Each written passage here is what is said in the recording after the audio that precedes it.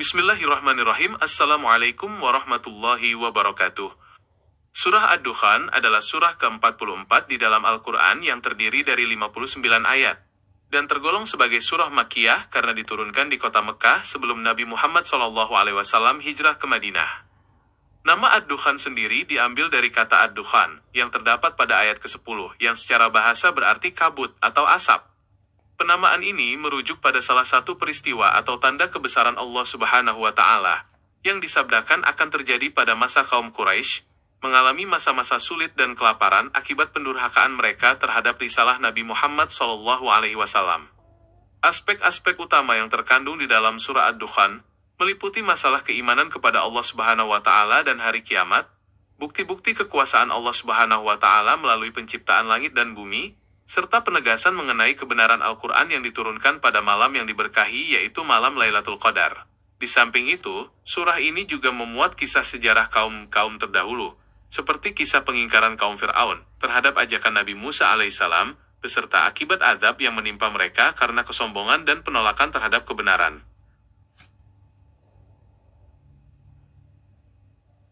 Kelanjutan dari pembahasan surah Ad-Dukhan ini memfokuskan perhatian pada penegasan Allah Subhanahu wa Ta'ala mengenai diturunkannya Al-Quran sebagai peringatan bagi umat manusia dan rahmat dari Tuhan semesta alam.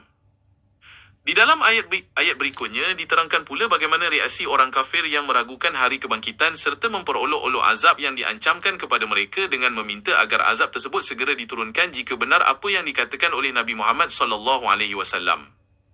Padahal Allah Subhanahu wa Ta'ala memperingatkan tentang kedatangan hari ketika langit akan membawa kabut yang tampak jelas yang meliputi seluruh manusia sebagai azab yang pedih.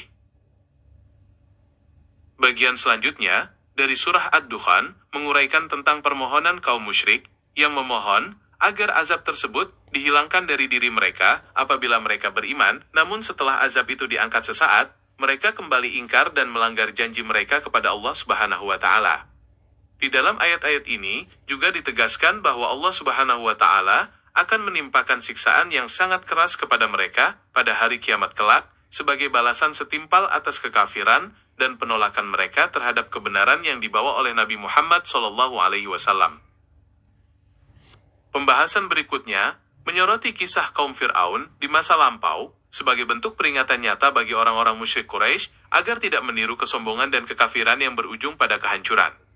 Allah Subhanahu wa Ta'ala menceritakan bagaimana Fir'aun dan kaumnya mendustakan utusan Allah Subhanahu wa Ta'ala, sehingga mereka akhirnya ditenggelamkan ke dalam laut bersama segala harta kekayaan, kebun-kebun yang indah, mata air, serta kedudukan terhormat yang sebelumnya mereka banggakan di dunia.